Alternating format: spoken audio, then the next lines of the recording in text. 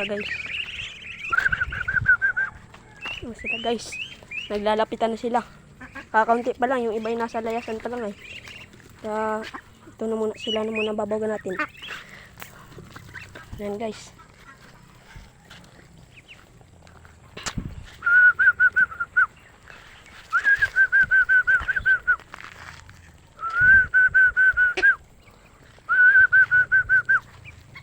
Ay guys, panatin natin sila ulit ng bahog. So yun guys, nanunuka sila. Nanunuka sila eh. Dahil gutom na sila. Anong oras na ba? 4:25 na pala guys. Kaya gutom na sila. Yun guys. Gutom na gutom sila.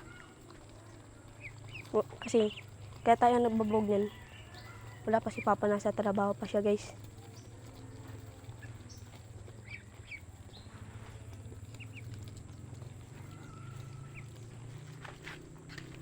Yan guys, kala nila sila ang tinatawag.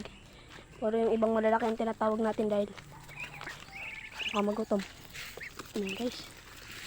Yan naman sila.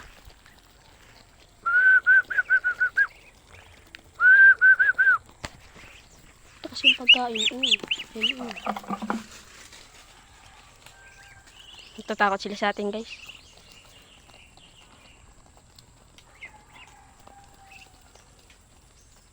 So may sumaling dalawang malaki yan eh. Dalawang itik na malaki.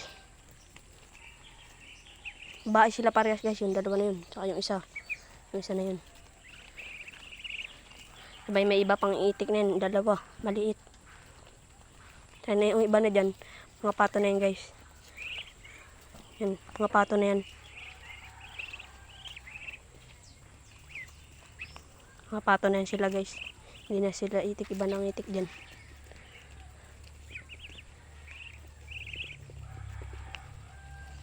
So yun guys, naman natin babawagan ay ang aso naman, yung aso.